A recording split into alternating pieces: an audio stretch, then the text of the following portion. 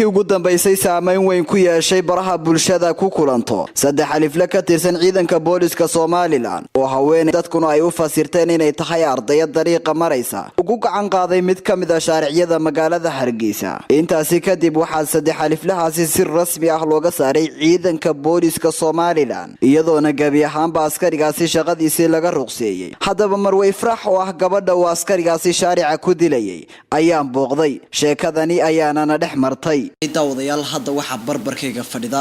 Farax Cabdi Yuusuf oo ahayd gabadhii ninkeeda oo booliska ciidamada booliska Soomaaliland ka tirsan oo ku farsaaray bartamaha suuqa magaalada Hargeysa bal Farax adigoo ku soo dhawaanaya telefishinka Star bal arrinku halkii uu ka soo bilaabmay sida arrinku wax u dhaceen bal anaga iyo bulshada ku daawanaysa bal faahfaahin naga sii gabadhii dibana ahayd maanta dhawaato loo shaaraca lagu dilayay ninka askariga dilayay waxaan ahaa gabadhiisii muddo badan way soconaysay imiko kaliya maaha dhowr goor oo hore ay saasi ugu dhacday oo badan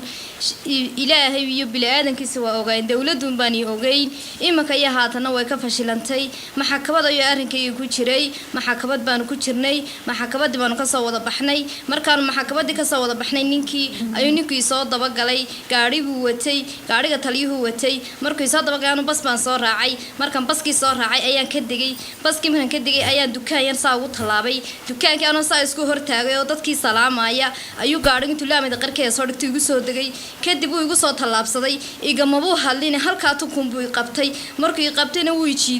jiido gaariga agtiisa wigay qalbi guuri gaarigan ma galaya baan kuuri waan isla xarbinay meel baan dibadna cuskaday gaarigu wuxuu sir qasab ku gali qasabana ku gali waayeen uu idilo babtiga saaray been buu sameystay wuxuu wayga gacan horeysay ilaahay iyo umadiisa waa ay marqaato way taagnaan goobta gacan kaga maan horeyn mana anigu daandaasan isaga ayaa soo doontay afduway qasbayo dilayay qasab igu raacna way ahayd waagi bariya guud dirayska uu igu hanjabi jiray iyo baaskooladu xiran yahay sakad walba iyo luuq walba uu ii galay naftii ilaahay igari ayuu suukay keenay dresska umadu waxay moo jirtay ninkan dresskan ku labisan yahay inuu aniga ii soo xidho uu labisan yahay 24 saacadood horteeda ayuu taagnaan jiray isagoo ii labisan oo kolba qoriisita kolba baaskooladiisita oo dadku marxaatiyin isagoo saa u sita inuu saa igu dhaaranayo oo baaskooladiisa saa iskooga soo jaro ugu dhahdaan kugu tuujin waayo